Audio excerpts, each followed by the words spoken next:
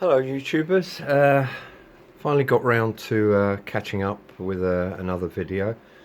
Um, Been a bit of a strange Christmas. Mum had a fall in her flat just about a week before Christmas.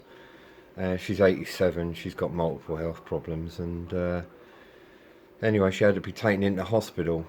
For the first time ever she didn't stay with us on Christmas Day. And she's recovered now. She's actually returned home with some care, and it took a toll on her and all of us. I've wound up with this kind of this cold or flu-like. I suppose it's a lot of stress, to be honest, on top of my additional problems. Running back and forward and making different calls and what have you. But yeah, it made me feel ill, to be honest. But through it all, we managed to have a relatively normal Christmas Day for the children, and dinner on Christmas Day and Boxing Day, and was able to take Mum in a selection of treats, and so we got through. The human spirit rises to the occasion when you get these adversities. Anyway, enough of that, and on to the hobby. I've been following up on some of the videos that have been posted over the Christmas period, and enjoying them immensely. There's been a bit of a hiatus with my own work. What I've actually got is to show you is very little, in fact. My workbench at the moment comprises a section of undercoated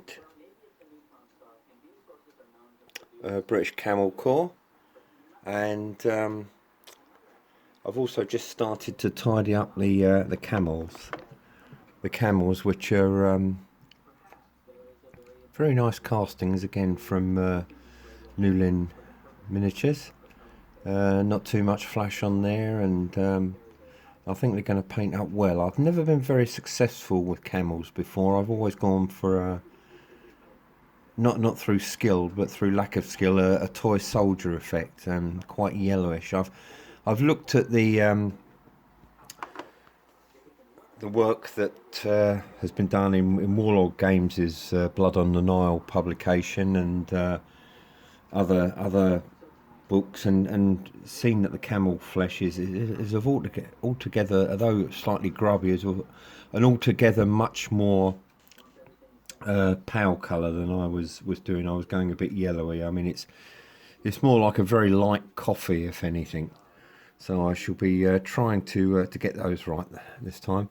I've taken to mounting the figures 3 to a base prior to painting. I've gone with the idea that the minimum of the minimum of handling is the thing to go for. These have been washed, the castings have been cleaned and washed in soapy water to release any, or to clean up any release agent, and then I've stuck them down. Obviously you do have a few nooks and crannies that are not so easy to get to, because you've got 3 figures. I mean, I'm not basing them with any wargaming in mind. I just want them to look reasonably good and limit the amount of handling. So I've been basing them 3 to a base, and as I say, that cut down on the handling.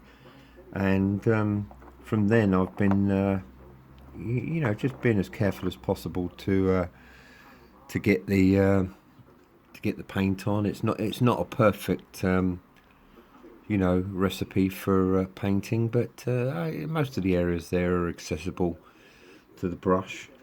The actual seated figures, I mean, I normally, when I'm using plastic, I stick a I stick a sort of toothpick or something in a place I shall not mention on the figures, and then put the base into a kind of bottle top, and that minimises the handling. I think I may just paint these, in this manner, basically holding on to them and painting them as the paint dries. It's not entirely museum standard, but you know, I think it'll be okay. As I say, you know, that's about it really. Got all the things I wanted. A few nice books. I've got a rather nice book. I think it's the John Curry project for wargaming. Little Wars. I can't remember the actual title, but Little Wars, Little Cold Wars. In fact, Warsaw Pact versus NATO. Simple enough rules, and you know, a charming little book. You know, in the style of the original H.G. Wells' Little Wars. So I picked that up for my kind of war games library. A bit ironic, really. Never played a war game, but got quite a collection of rules and war games books. Apart from that, I picked up a Napoleonic how to build up a Napoleonic army, which is another, you know, not a main area of interest for me, but got quite a number of very nice pictures, and all inspirational. It all adds to the general buzz that the hobby gives you. And as I say, what has been proving a difficult Christmas, although I haven't done so much of the hobby, it's actually proved again a rock to cling to. I mean, I'm just sitting here now. I'm just going to do a little bit of preparation, and you know, just a handful of figures really on my little Humbrol work bench, but you know, keeps you going, keeps your mind occupied, and it's a great pressure valve. I've really enjoyed doing these, and as I say, once I complete the Camel Corps, I shall be doing the Dervish army, and I'm quite still quite fired up for it. You know, I've had the stuffing knocked out of me somewhat in the last week, but you know, we're pretty resilient creatures, us war gamers, or in the war game community, and as I say, it's been very heartening watching everybody else's videos, particularly Gav. Always an inspirational character, someone to go to if your spirits are flagging. He certainly, Gav, you do a good job, mate. I tell you, you're a good counsellor. Anyway, I wish you all a belated happy Christmas and an early happy New Year.